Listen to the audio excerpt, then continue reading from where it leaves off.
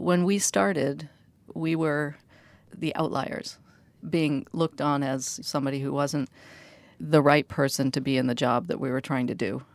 It kind of all started by getting our feet wet in grad school, going out and doing things that were on the edge, on the frontier, and developing that confidence that things would get better. Yeah, I really remember the work we did in graduate school where we were flying out of South America over Antarctica. That hadn't been done before. Nobody had flown over that part of the world. We were going places nobody had any data at all. That ability to look at something that nobody's seen before. I always liked that feeling, being in Antarctica and you get up and you get out of your tent. I could walk right over there and no one has stepped there, or you look off and no one has been there. And I like that feeling. I've been to Mauritania. Mauritania was really an eye-opener. I mean, it's a Sahara Desert, West African country.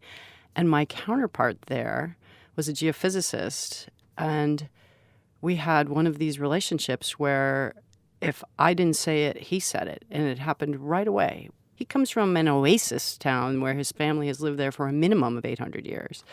That's the other part of it. I mean, I love the discovery and kind of being in these places where people haven't been, but you can talk to other people who do live there because of the language of science. I think what really attracted me to geophysics was the idea that it's always that sort of spirit of exploration and gathering new knowledge that motivates me. I think it motivates all of us.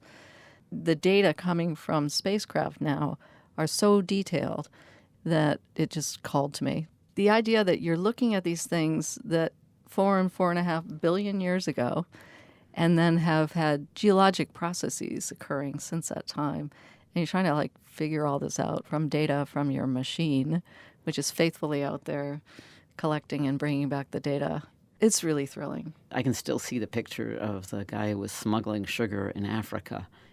5 pounds of sugar, and he was smuggling it across the border as we were doing work in a boat. And just thinking, I'm not helping this guy. He doesn't really care what the gravity field is. I need to do something where I can actually help people. So that's actually what drove me to Antarctica and then to the top of the ice sheet, to subglacial lakes, to a place where water runs uphill. And now I'm on a mission that's going out to Europa. So if I continue, I'm going to be out of the solar system before my career is over.